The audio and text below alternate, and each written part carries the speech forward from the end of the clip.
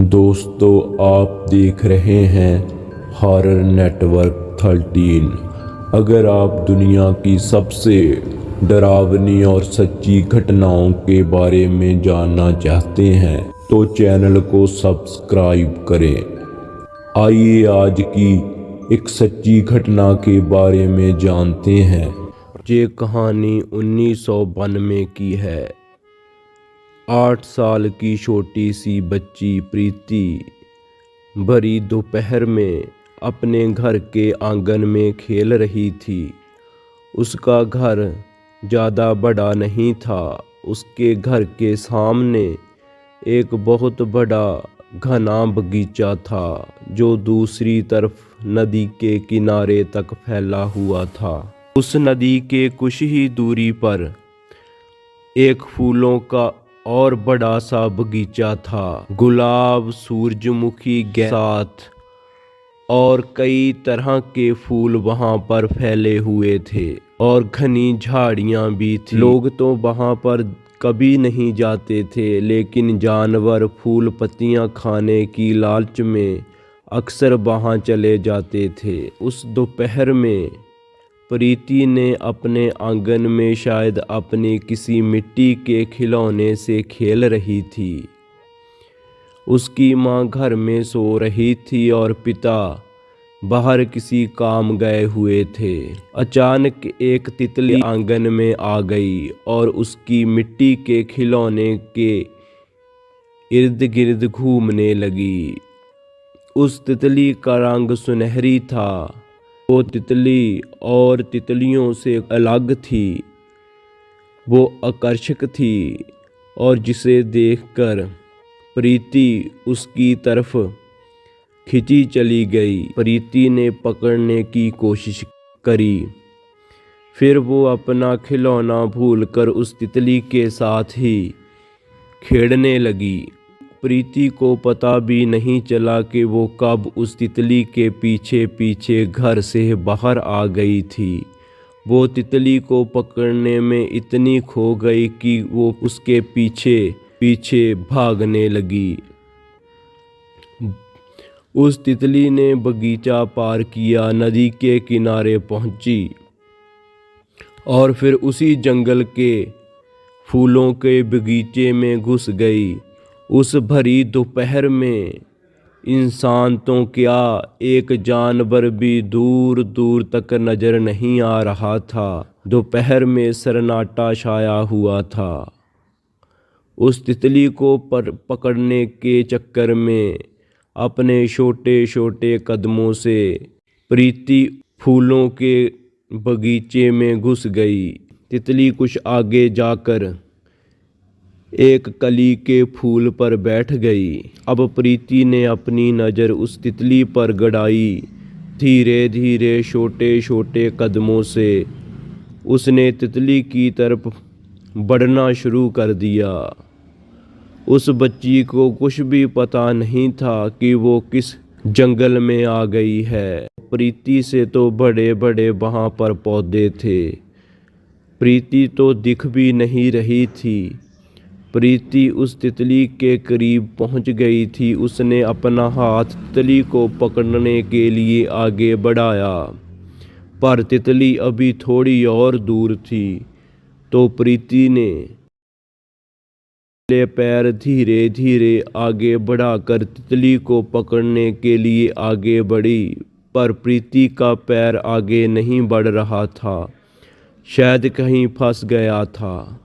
प्रीति ने सोचा कि मैं अपना पैर पहले निकाल लूं, फिर तितली को पकड़ूंगी। पर जैसे ही प्रीति पीछे मुड़कर देखती है तो उसका पैर फंसा नहीं था। उसके पैर को किसी ने हाथ से पकड़ रखा था। काले गंदे लंबे लंबे नाखून वाले हाथ देखकर प्रीति डर के मारे चीखने चिल्लाने लगी। उसकी आवाज़ सुनने वाला कोई नहीं था। वो पैरों को खींचने लगी कि शायद पैर छूट जाए, पर ये संभव नहीं हो पा रहा था। पैर तो नहीं छूटा, पर उसकी खींचतान में प्रीति धड़ाम से गिर गई और चीख चीख कर रोने लगी। उस हाथ में अब धीरे धीरे हरकत होने लगी थी। प्रीति फिर खड़ी होकर पैरों को रोती रोती खींचने लगी, पर प्रीति के ऐसे पैर को खींचने से उस हाथ के साथ साथ एक सड़ी सी लाश निकलने लगी। प्रीति रोती चिल्लाती रही और पैरों को खींचती रही और वो लाश बाहर आती रही। जब लाश पूरी तरह से बाहर आ गई, उस लाश की हालत ऐसी थी कि उसको देखकर मुर्दा भी मर जाए। शक्ल और शरीर पर कहीं मांस के लोथड़े लटक रहे थे। उसका दिल छाती के पास से थोड़ा नीचे पेट पर लटकते हुए पहुंच रहा था। अब वह पूरी की पूरी लाश मिट्टी से बाहर आ चुकी थी और खड़ी होने की कोशिश करने लगी, जिस कारण प्रीति का पैर छूट चुका था। लेकिन प्रीति ये सब देखकर डर की वजह से अपने होश खो चुकी थी। वो सब देख समझ रही थी, पर अब ना वो रो रही थी, ना ही चिल्ला रही थी और ना ही भागने की कोशिश कर रही थी। वो टिकटकी लगाकर उस लाश को देख रही थी। सब समझ ही सकते हैं कि 8 साल की बच्ची पर क्या बीत रही होगी। वो लाश खड़ी हो गई और उसके शरीर में मांस भरने लगा और वो एक भयानक औरत में बदल गई। और प्रीति को होश आया और वो अपने घर भागती भागती और अपने आंगन में आकर बेहोश होकर गिर पड़ी। प्रीति की माँ आवाज़ सुनकर भागकर आंगन में आई। वो बेहोश देखकर घबरा कर रोने लगी। उसकी माँ का रोना सुनकर के पड़ोसी इकट्ठा होने लगे। प्रीति को कमरे में ले जाया गया और तो प्रीति को होश आ गया। उठते ही प्रीति डर के मारे कांपने लगी और अपनी माँ के गले लगकर रोने लगी। प्रीति की माँ ने उसे चुप करवाया तो प्रीति ने अपनी सारी आप बीती सबको बता दिया, जिसकी वजह से पूरा गांव डर के मारे सुन्न हो गया। सबने बोला वो जगह ठीक नहीं है, संभल कर रहना, कोई भी बात हो तो हमें बुला लेना। प्रीति की माँ को तो ये डर था कि प्रीति के पापा भी घर नहीं हैं।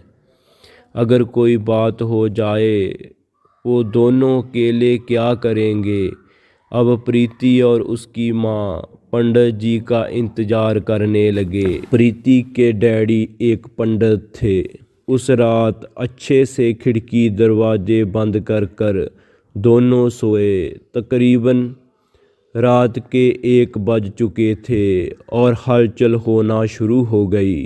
प्रीति की माँ के कान खड़े हो गए। बाहर से कोई औरत भारी आवाज में बोल रही थी, अपने घर को मंत्रों से बांध रखी है, मैं अंदर ना आ सकूं। ये कहकर हंसने लगी और में मिट्टी कंकड़ सब घर के अंदर फेंकने लगी। प्रीति की माँ घर के अंदर सहमी सहमी भगवान का नाम ले रही थी। ये सब 1 बजे रात से लेकर सुबह 4 बजे तक चलता रहा।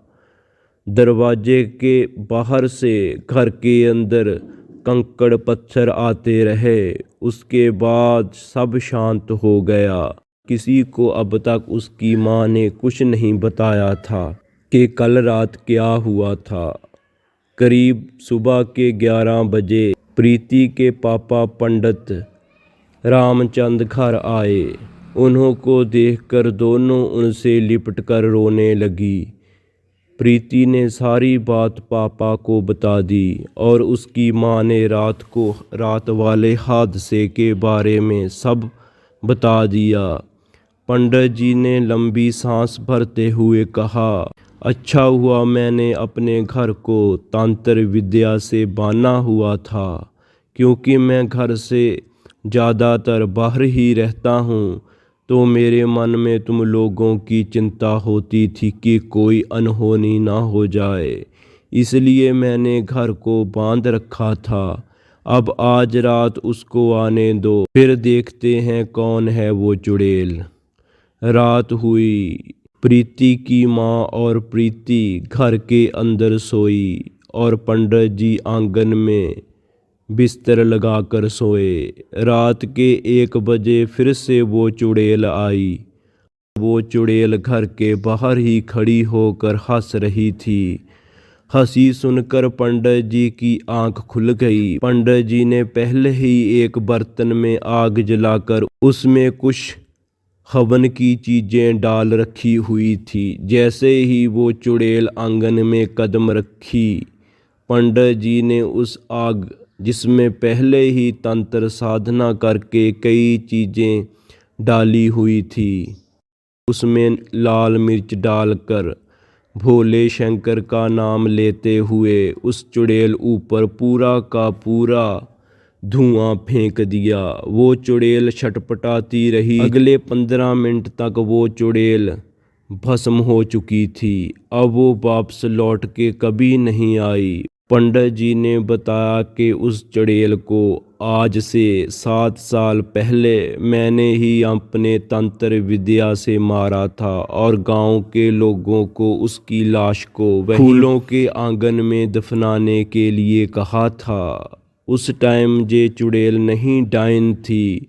ये बात जब सबको पता चली कि ये डायन हमारे बच्चों की बलि दे रही है, तो उससे बचने के लिए यही रास्ता निकाला गया। शायद किसी तरह वो जिंदा रह गई और ज़मीन के अंदर ही पड़ी रही और मेरी बेटी को अकेला देखकर उसके पीछे पड़ गई। अब वो चुड़ैल बन चुकी थी और मुझसे बदला लेना चाहती थी, पर जीत हमेशा सच की होती है, इसलिए इस बार फिर से वो चुड़ैल मारी गई। वो चुड़ैल अब कभी वापस नहीं आएगी।